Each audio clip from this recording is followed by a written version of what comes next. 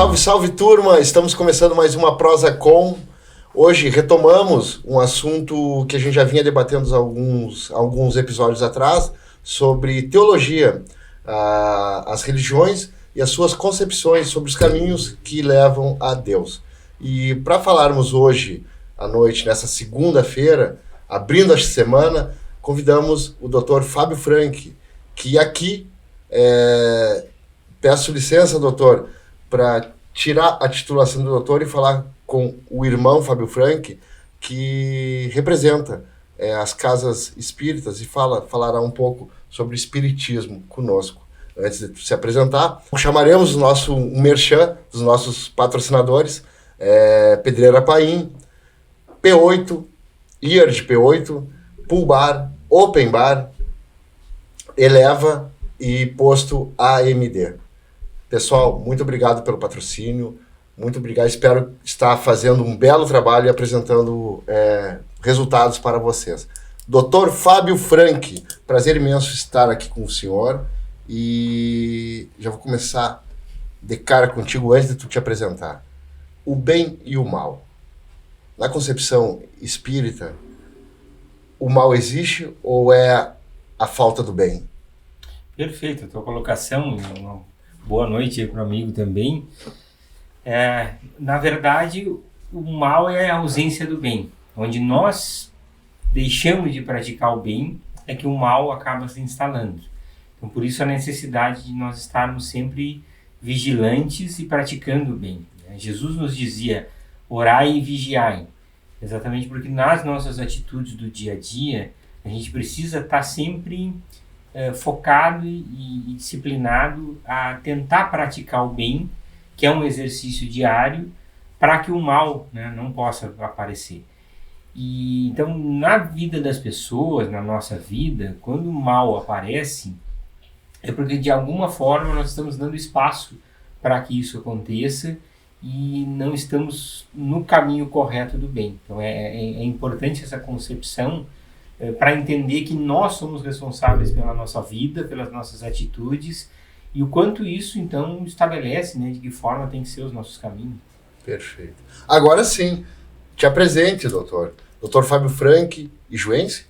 Isso, antes de mais nada, um ijuense de 52 anos, casado, pai de 2 filhas, e que voltou para Ijuí há 24 anos para assumir um projeto aqui junto com a cidade de desenvolver a oncologia e o tratamento do câncer, um pesquisador.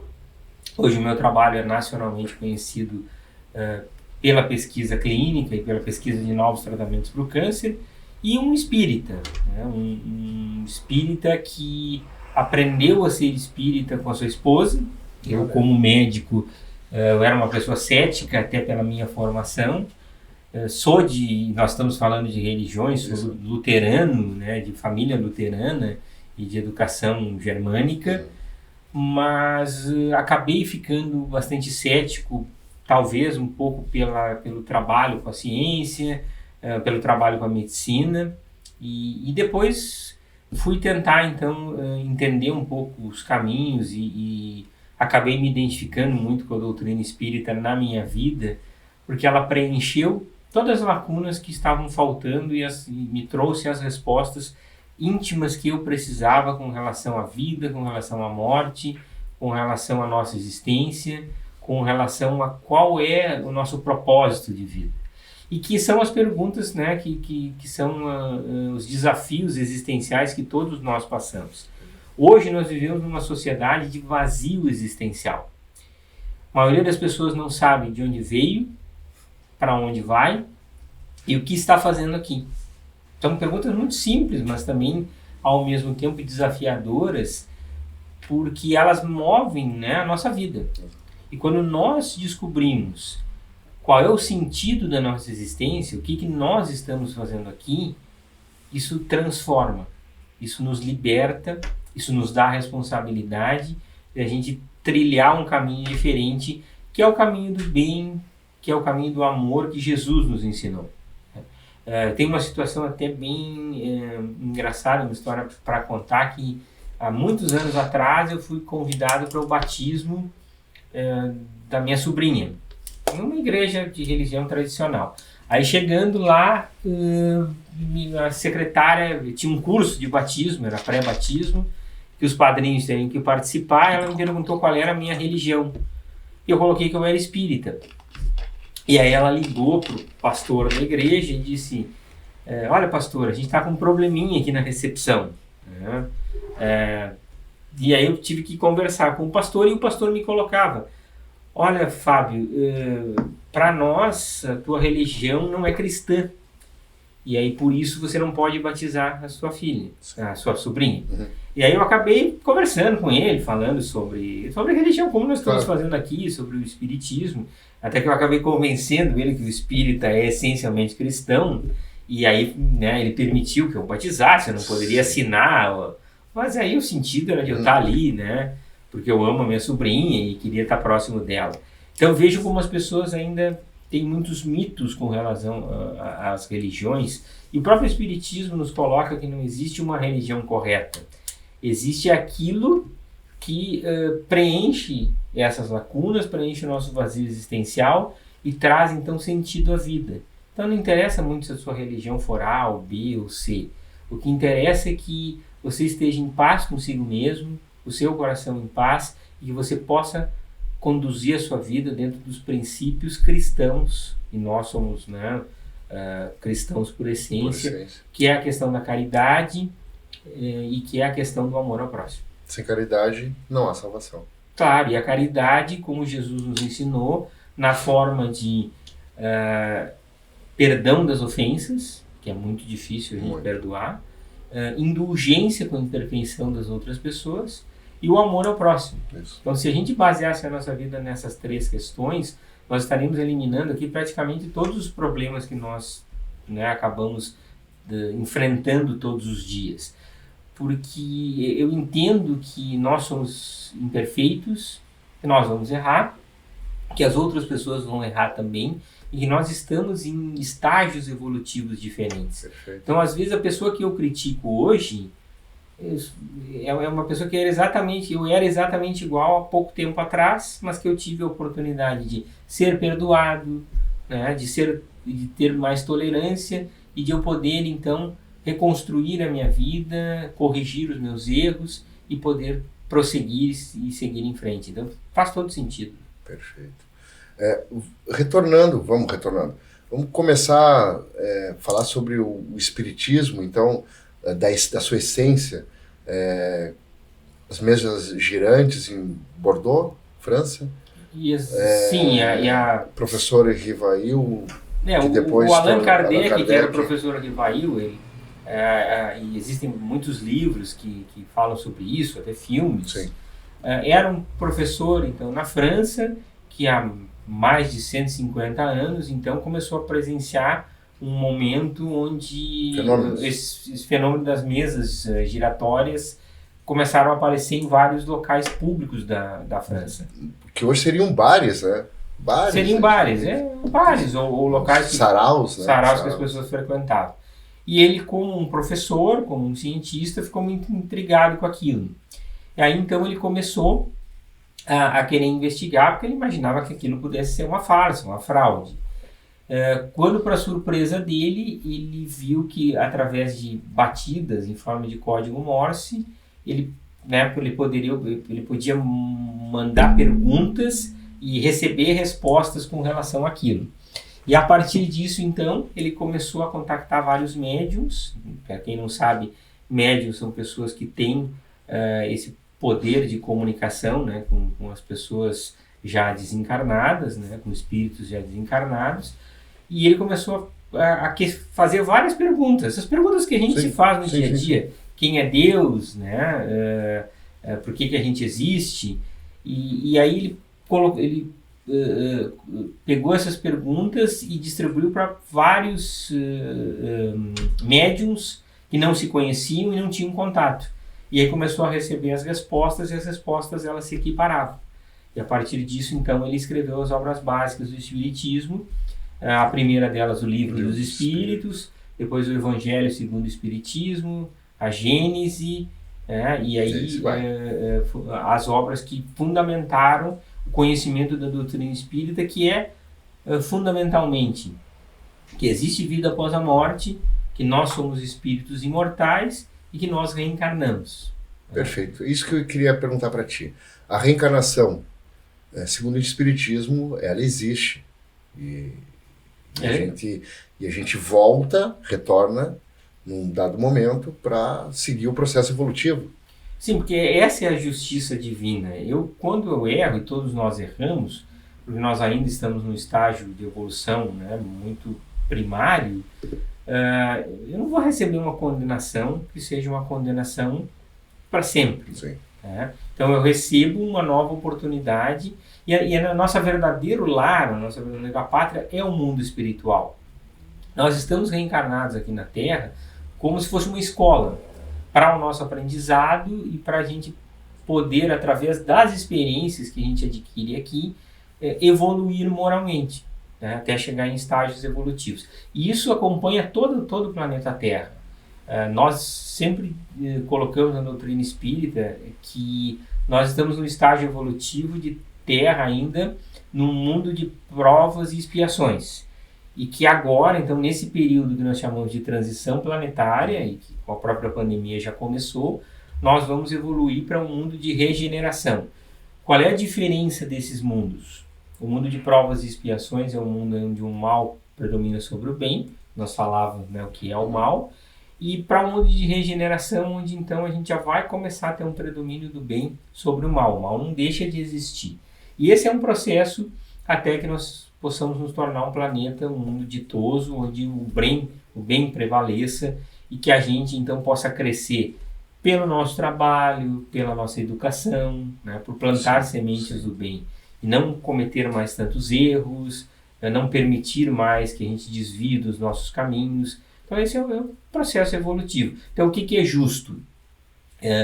Se eu cometer algum erro, eu reencarno com o compromisso de resgatar esse erro. Né? Então todos nós que estamos reencarnados hoje, nós estamos na situação de vida, e isso Chico Xavier já nos dizia, que nós estamos no lugar que nós precisamos estar, com o corpo físico que nós precisamos, com a família que nós precisamos, na profissão, na cidade que nós necessitamos para a nossa evolução.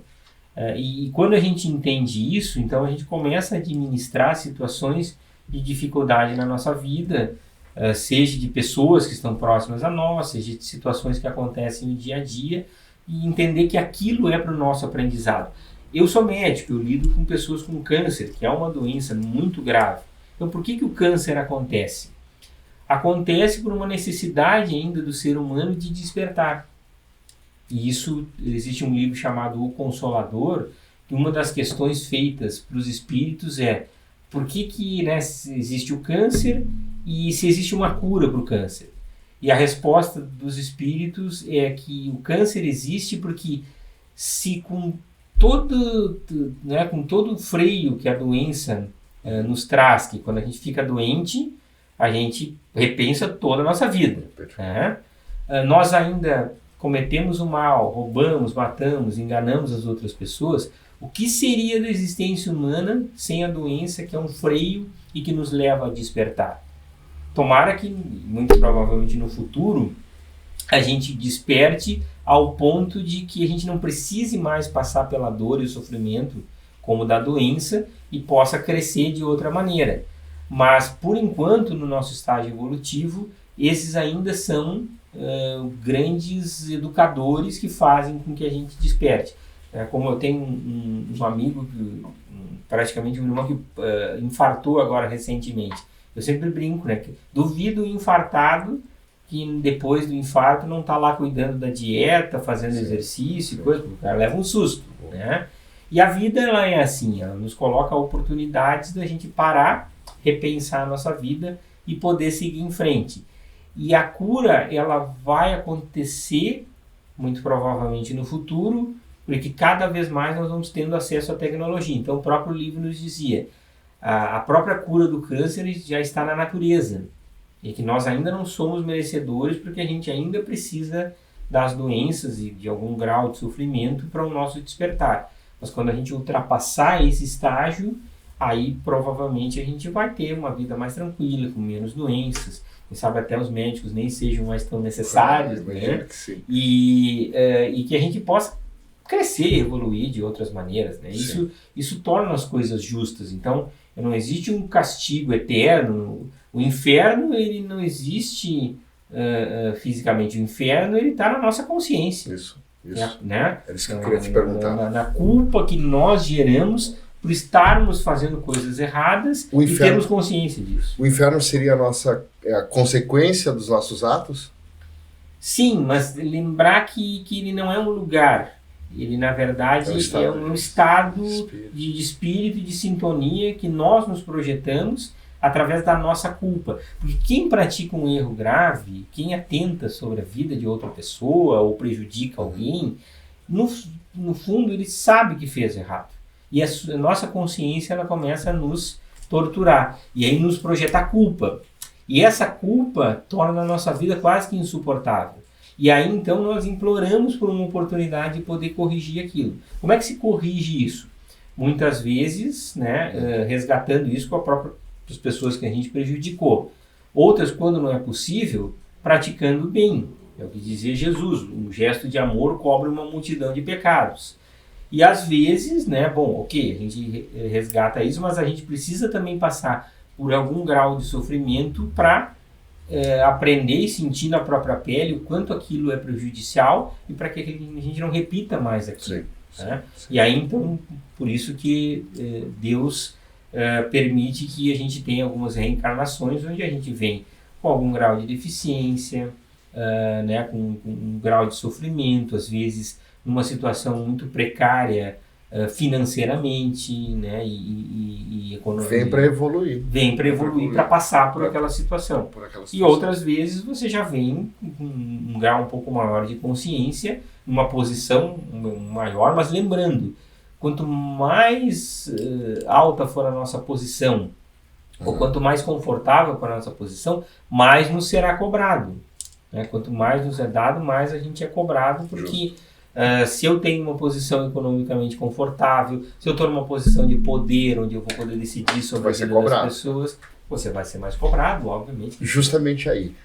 Quando tu tem um entendimento, quando tu tem as ferramentas nas mãos para executar o bem ou para melhorar a própria vida ou as questões da sociedade, e tu não executa isso, realmente tu vai ser mais cobrado. Tu é mais cobrado do que aquela outra pessoa que, digamos, é ignorante. Sem dúvida, porque a ignorância, na verdade, ela alivia um pouco a nossa responsabilidade, porque a pessoa não sabe que está fazendo aquilo. Eu comparo sempre com a pessoa que fuma. Até um primeiro momento você pode dizer que você não sabe que fumar faz mal. Mas hoje, com o nível de informação que a gente tem, todo mundo sabe que fumar faz mal. Então, se mesmo assim eu fumo, depois aparecem as doenças pulmonares, aparece o câncer de pulmão, a pessoa não vai poder dizer, eu não sabia. Não, você é responsável, né, pelos teus atos e por aquilo que aconteceu. Assim são as posições que nós ocupamos. Se eu, por exemplo, tenho uma posição política, por exemplo, que eu vou governar muitas pessoas, isso é uma grande responsabilidade. As pessoas têm, às vezes, né, essa ambição de ter muito poder. O poder é uma responsabilidade muito grande, porque a gente é cobrado o tempo inteiro. A gente é muito criticado e a gente tem que aprender a lidar com isso e não desviar do nosso foco e do nosso caminho, que é estar ali para o bem comum. Isso também serve, por exemplo, quando eu faço a gestão de um grupo de saúde, pública ou privada, né, que eu tenho que sempre... eu tenho que visar o lucro. Eu tenho que manter, né, as finanças em dia, mas eu tenho que visar o bem-estar das pessoas. Né? Se eu desvio para isso pensando só no lucro, então eu estou desviando o meu propósito e estou perdendo toda a oportunidade que está sendo concedida para mim. Perfeito. A gente falou de fumar, essas questões que são auto-suicídio. Né? No momento que tu tem o conhecimento disso e tu continua incidindo no erro, nesse erro que é único e exclusivamente para ti, né? Isso vale para o cigarro, isso vale para as bebidas alcoólicas, drogas lícitas e ilícitas. É a mesma coisa de tu pegar e cometer o ato de suicídio digamos, vou melhorar. O fumante, Ele fuma a vida inteira, ele sabe que ele vai pagar um preço alto por isso. Aquela pessoa que se suicidou, segundo o Espiritismo, ela paga um preço muito alto. Isso é muito mais alto, porque ela está ferindo um dos princípios básicos que foi dado a ela. Que foi dado a ela uma grande oportunidade, né, e uma bênção de poder reencarnar para a gente poder continuar crescendo e evoluindo, e ela, de uma forma abrupta, né, interrompe isso. Então você fere uma lei natural. E aí existe um castigo eterno para isso? Não, existe, na verdade, um lugar no mundo, né, no mundo espiritual, que a gente sabe que a gente permanece sob muita perturbação. Com aquele corpo ali... às vezes, né, fora do corpo, ou próximo ao corpo definhando, mas basicamente num local onde a gente quase que é torturado psicologicamente pela nossa própria culpa.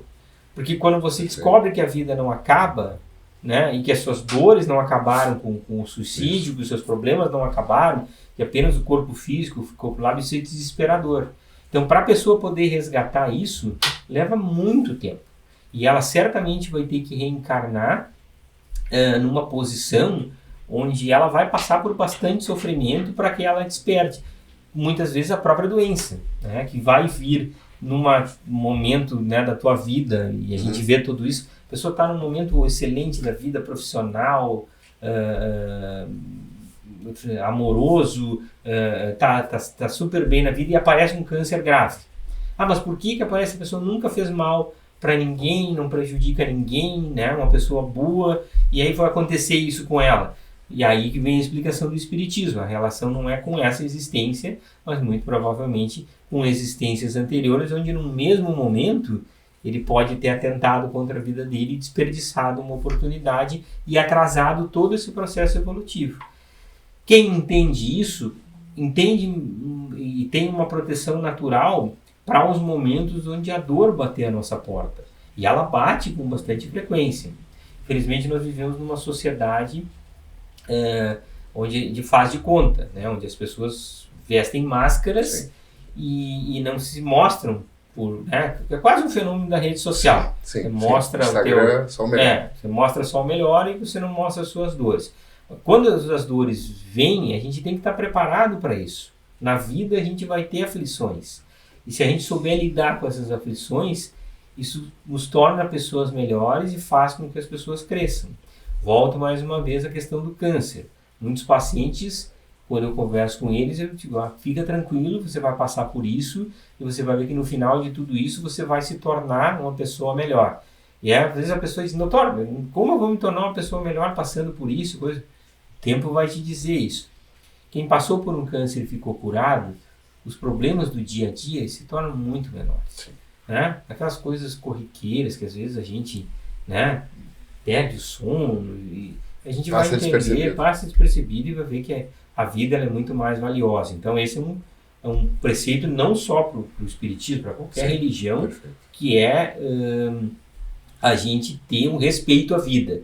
E vejam, hoje nós temos um problema muito sério que é o vazio existencial pela falta de algum tipo de religiosidade ou espiritualidade na vida das pessoas nos leva a um grande número de suicídios, até mesmo em crianças. Então, o quanto é importante que a gente converse sobre religião e vejam, não se deve fazer julgamento de qual é a religião, é certa ou é errada. A religião certa é aquela que te toca o coração e transforma a sua vida. Nós temos hoje trabalhos muito bonitos, assim, de vários tipos de religião, trabalhos sociais, recuperação de dependentes químicos, trabalhos em presídios, trabalhos com moradores de rua, independe da religião. Porque nós somos todos, na essência, cristãos. E praticar o cristianismo não é praticá-lo dentro de um templo, é praticá-lo no nosso dia a dia, nas nossas relações pessoais, no momento que eu cruzo pela vida das outras pessoas todos os dias, no trânsito, no trabalho, né, nos locais que nós frequentamos. É isso que faz a grande diferença. Então, quando nós trazemos a espiritualidade para as nossas crianças, para os nossos jovens, e vejam como as religiões elas precisam se reinventar também nesses tempos modernos, onde a gente tem muita tecnologia, e a gente precisa também trazer essa tecnologia, como é para a questão das escolas, por exemplo, para tornar essa discussão interessante, mas com certeza o jovem, a criança, o adulto, o idoso que tem essa concepção, ele respeita mais a vida e certamente ele vai conseguir enfrentar situações de dor e de sofrimento de uma maneira muito mais serena. A resiliência, né? Tu ter resiliência, tu ter... poder interpretar melhor as vicissitudes que tu passa no dia a dia. Sem desviar do seu caminho. Perfeito. Sem desviar do seu caminho. Porque aí vem também, né? A gente sempre se coloca isso. Você pode nascer, por exemplo, hoje numa comunidade, num morro do Rio de Janeiro, e aí lá está sendo sujeito a ter a tentação de trabalhar com o tráfico de drogas, por exemplo. E você se mantém convicto, trabalhando mesmo, às vezes com um salário pequeno, uma situação difícil, desempregado, mas a grande maioria das pessoas é íntegra e não se desvirtua.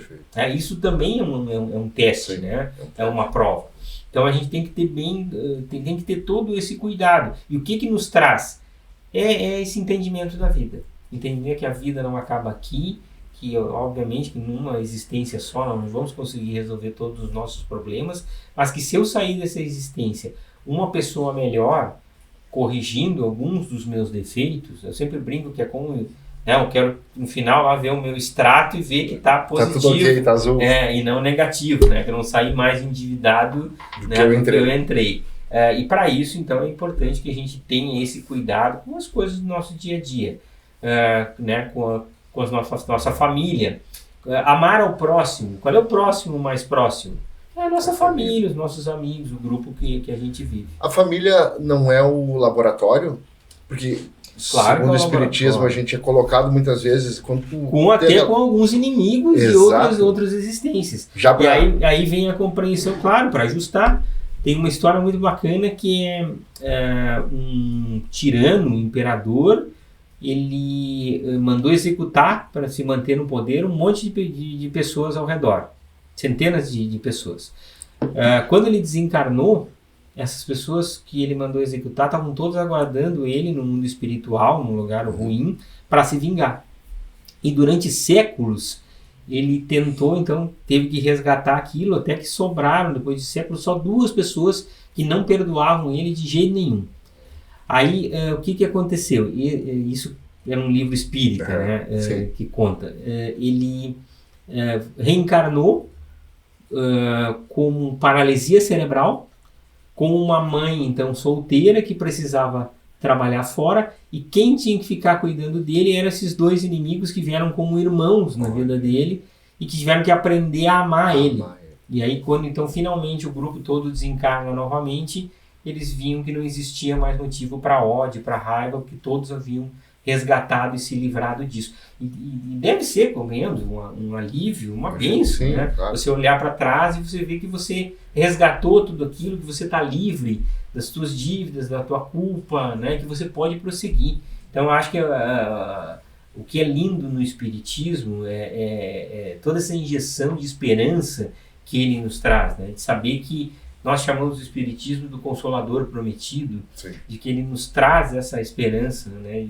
Essa possibilidade. E possibilidade de que nós podemos sempre resgatar, melhorar e seguir em frente. Essa da família é muito interessante, né? Porque isso, na prática, a gente vê isso. Pais e filhos. Pais e filhos, irmãos. Às vezes o irmão completamente diferente dos outros irmãos, né? E se fala que é a ovelha negra. Porque, claro, mas a ovelha negra você tem uma família bem estruturada, tá? Que tem toda a condição do mundo. Qual é o melhor ambiente para você colocar uma pessoa que precisa de auxílio?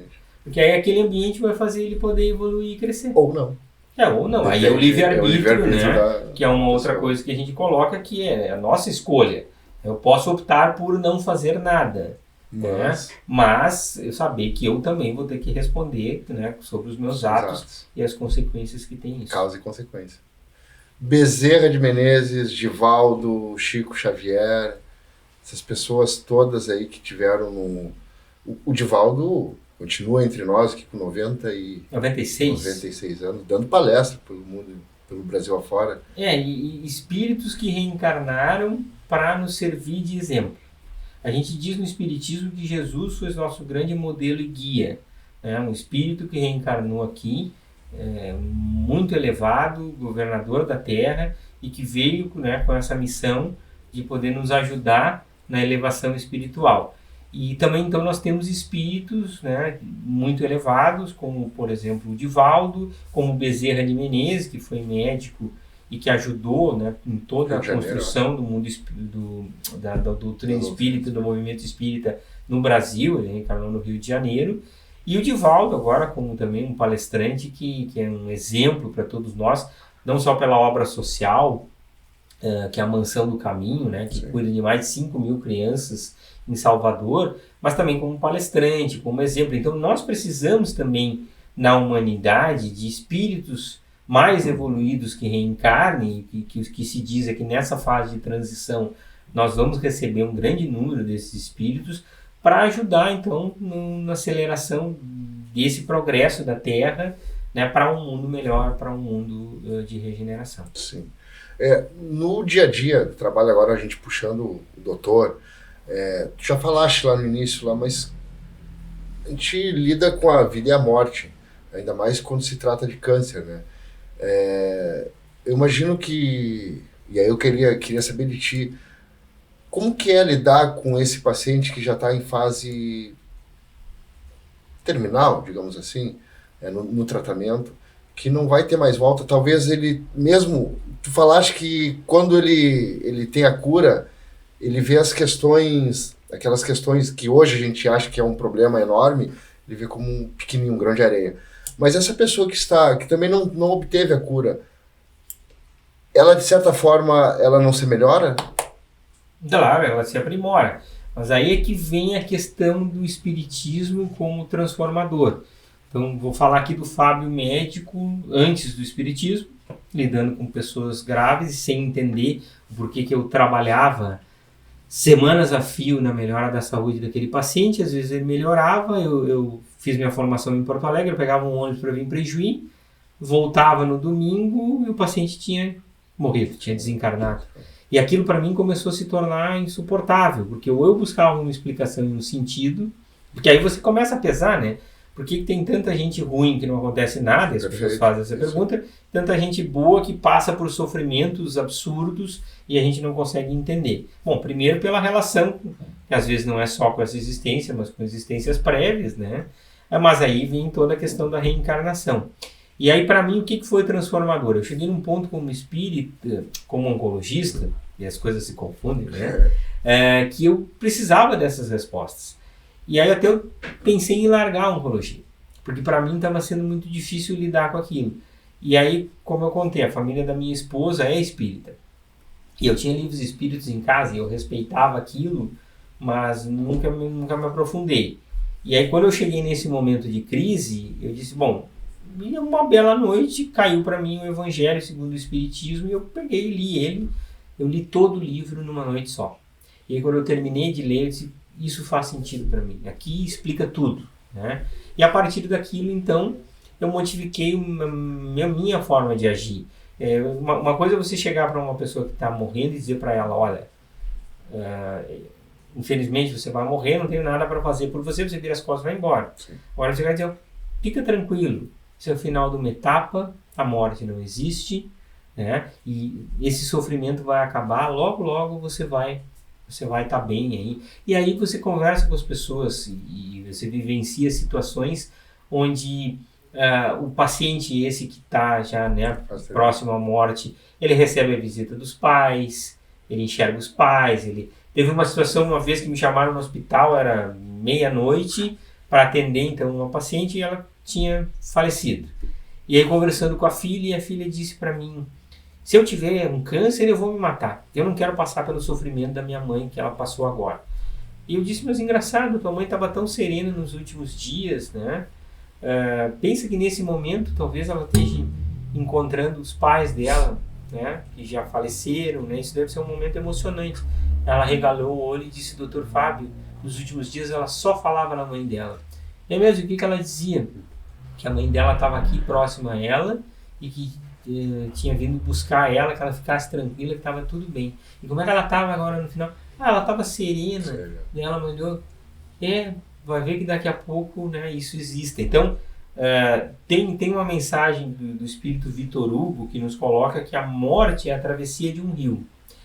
De um lado estão as pessoas que a gente ama, né, que estão se despedindo, né, dizendo boa viagem, e do outro lado da margem, as pessoas que a gente ama e que já desencarnaram e estão dizendo bem-vindo, né, que bom te reencontrar. Então, se a gente imaginar a morte como esse processo onde a gente vai reencontrar pessoas que a gente ama, ela deve ser emocionante também e deve ser um momento não de tristeza. Tristeza porque a gente deixa as pessoas que a gente ama aqui, é óbvio, né? A gente vai deixar um filho na rodoviária e, né, já fica com o coração apertado. Imagina quando acha que não vai ver mais. Mas se a gente pensar que um belo dia a gente vai reencontrar, esse reencontro ele deve ser muito emocionante.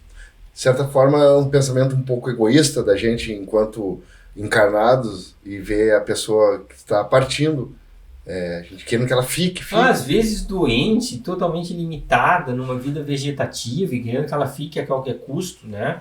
Quando ela já está ali, já mais conectada com o mundo espiritual, dizendo, me deixem partir que eu quero, né? A minha avó materna, ela foi uma pessoa muito ligada assim, a mim, e eu me lembro que ela ficou na cama 8 anos.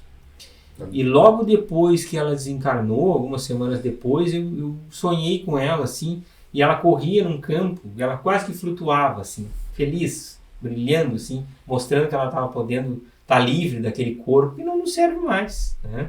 Então, essa é a ideia da reencarnação. Eu sempre brinco que quando eu voltar, eu quero um corpo novo. Eu não quero um corpo, né? Imagina o Divaldo, que está com 96, uma sacanagem, né? Você reencarnar te dá um corpo todo doente, cheio de dor, com várias limitações, né? E a própria adaptação hoje no mundo. O que a gente observa? As crianças cada vez mais evoluídas, né? Hoje você pega um celular e dá para uma criança pequena, ela sabe mais que a gente. Perfeito. Então, o que é mais fácil? Eu com 80, 90 anos aprender toda a tecnologia ou eu reencarnar e eu já me insiro, né, jovem no sistema e eu sigo o meu processo evolutivo? E esse processo da partida até a reencarnação, existe, digamos, tudo correto, tudo bem, tudo perfeito? Partiu de uma forma... Não, existem vários graus, vai de acordo com o nosso merecimento e o nosso nível de evolução. Então, ele vai ser um período de perturbação após a morte, ela sempre acontece. Então, para a gente traçar um paralelo, quando a gente acorda de susto e está muito cansado, até a gente se dá conta do que está acontecendo. Mais ou menos como se fosse assim. Para alguns esse período vai ser mais longo, para alguns esse período pode ser de sofrimento, porque vão despertar todas as tuas culpas, né? O remorso, e pode te levar a um lugar ruim, e as pessoas às vezes podem permanecer anos nesse lugar, que a gente chama de umbral, por exemplo, ou pode acontecer de eu passar rápido por essa perturbação e logo chegar no mundo espiritual e já retomar as minhas atividades. Uma das coisas que mais me surpreendeu quando eu comecei a ler e aprender sobre o espiritismo é que a gente nunca para de trabalhar. Mesmo no mundo espiritual, nós vamos seguir trabalhando, seguir com as nossas tarefas, né, e seguir com os nossos compromissos e as nossas responsabilidades. Então, aquela ideia do descanso eterno, né, do sono eterno, na verdade, ela não existe, né? A gente vai estar sempre em mundos diferentes, né, passando por esse processo evolutivo e lembrando que a nossa casa verdadeira é o mundo espiritual. Nós estamos aqui de passagem. E há a possibilidade de a gente encontrar pessoas familiares no mundo terreno? Sim, nós reencarnamos em grupos, né? Então, muitas vezes, isso os próprios livros espíritas nos falam, né? De pessoas que desencarnam e reencarnam na mesma família. Então, o teu avô reencarna como teu filho, isso é possível, né? Depende do teu grau de evolução. Do grau de evolução e da necessidade daquele grupo, né? Então, por isso que eu gosto muitas vezes de livros de romance que contam histórias que são psicografadas e verídicas que são muito interessantes, né? Alguém da família, por exemplo, foi prejudicado ou foi lesado numa herança, né? E aí tomam tudo dele.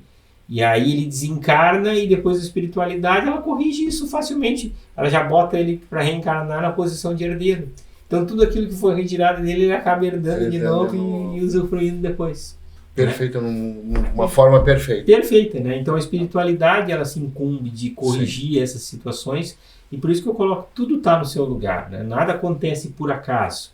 Para tudo existe um propósito, e isso é muito importante, principalmente nos momentos de mais dor, nos momentos mais difíceis, né? Onde tu é mais cobrado. E onde a nossa fé é colocada. Porque é muito fácil a gente ter fé agora aqui, nessa conversa tão agradável. Agora, quando a coisa aperta, quando você passa por situações, é aí que a sua fé é testada. E é a maneira como nós nos portamos. Isso. Dr. Fábio, vamos colocar um pouco agora, falar um pouco da oncologia. A gente está tendo, vai ter agora, dia 24, o quinto... Sim, no próximo sábado, né? Nós temos um fórum, que é a quinta edição do fórum, e é interessante, o fórum começou há 5 anos atrás presencialmente, logo depois veio a pandemia. Então é um fórum de gestão. O que a gente tem visto hoje? A oncologia é uma especialidade com os tratamentos mais caros. Hoje nós temos recém-lançado aí, vocês viram na mídia aquele paciente que fez um tratamento em Ribeirão Preto e que a doença desapareceu por completo, isso foi muito comentado.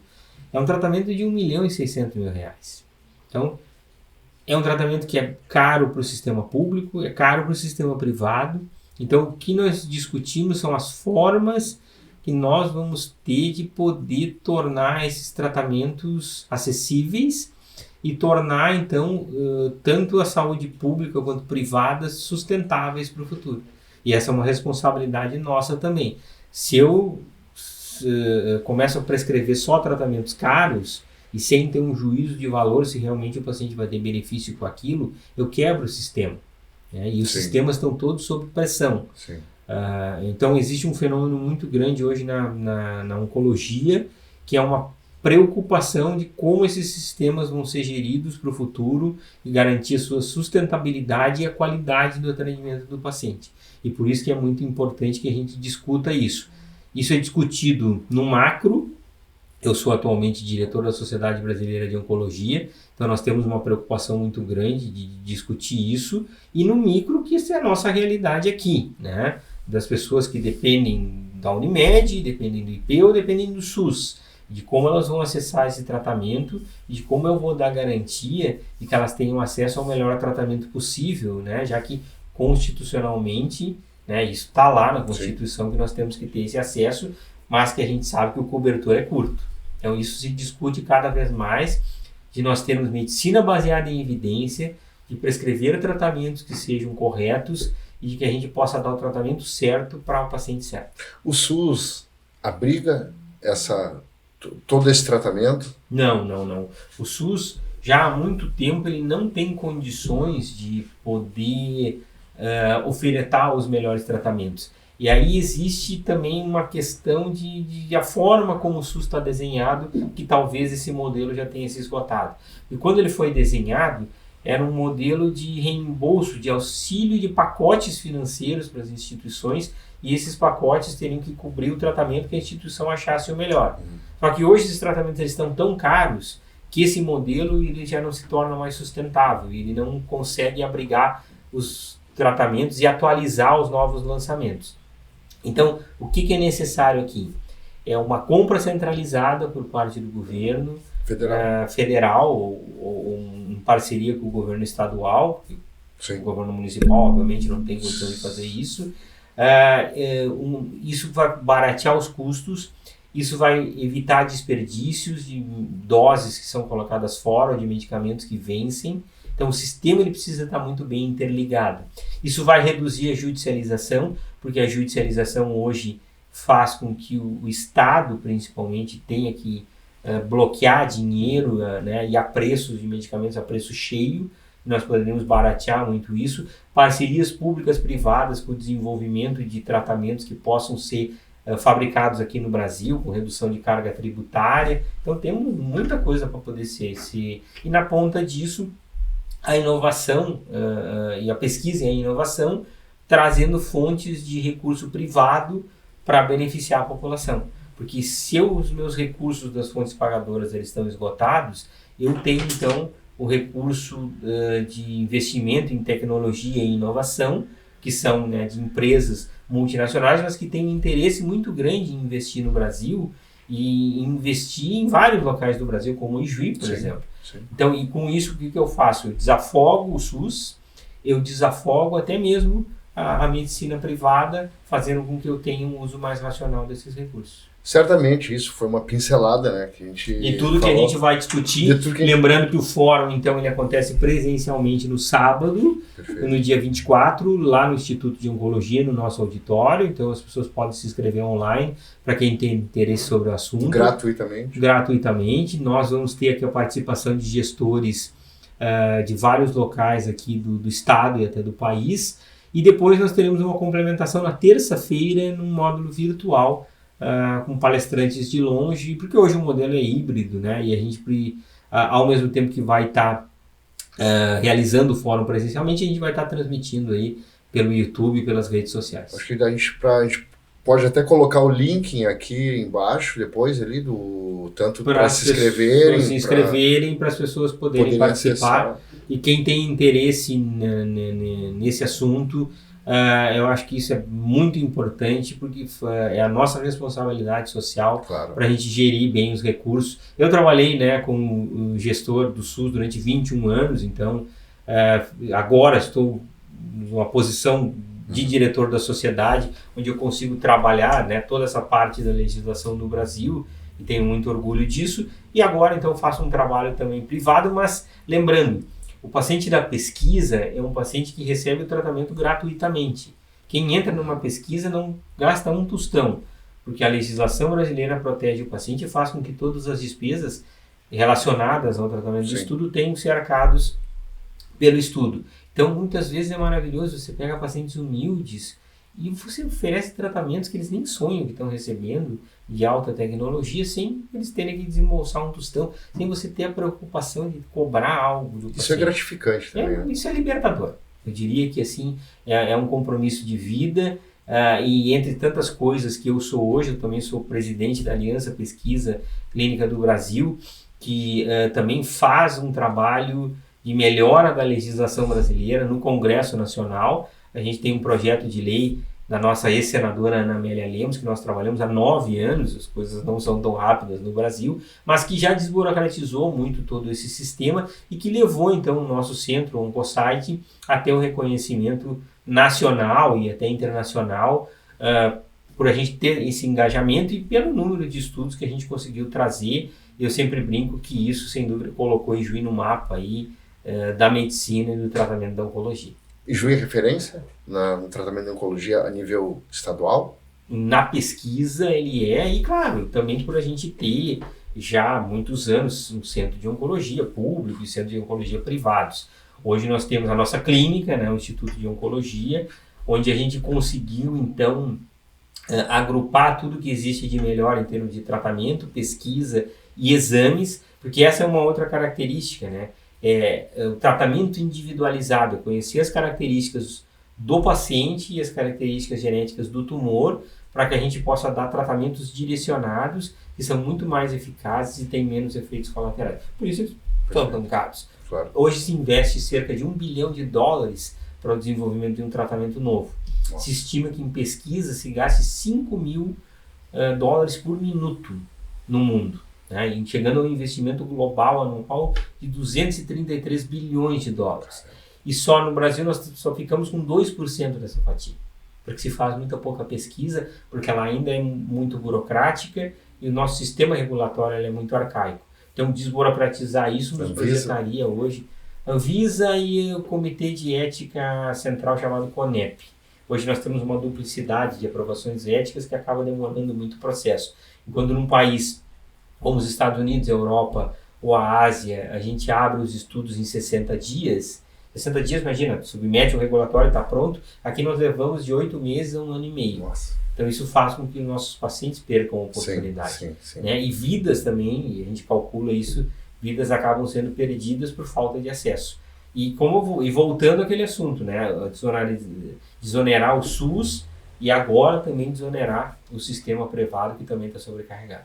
Doutor, prosa, a gente tem assunto aqui para ficar 3 horas conversando. Por isso a gente vai ter que dividir isso.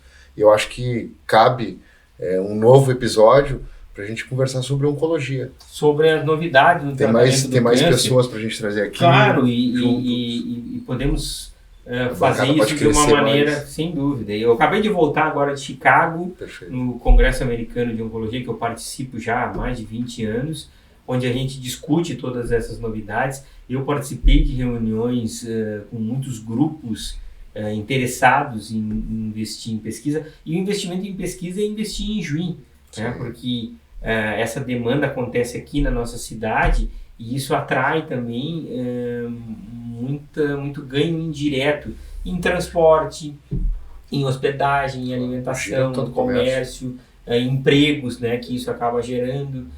Então é importante que a gente esteja com os olhos bem abertos para o que vai acontecer num mundo tão dinâmico e tão acelerado, onde os tratamentos de câncer se modificam a cada 3 meses. Fábio Frank, para finalizar, o cara que está começando, a pessoa que ouviu até agora o episódio, o nosso episódio, e ela se interessou pelo espiritismo, sobre todo esse entendimento. Qual obra tu indicaria? O que ela poderia fazer para começar a entrar na... Começar pelas obras básicas. Eu sempre recomendo ou o Livro dos Espíritos ou o Evangelho segundo o Espiritismo, do Allan Kardec. Frequentar uma casa espírita. A gente tem casas espíritas muito bem estruturadas aqui em Juí. Então, participe de uma sessão pública, busque frequentar um grupo de estudo, né?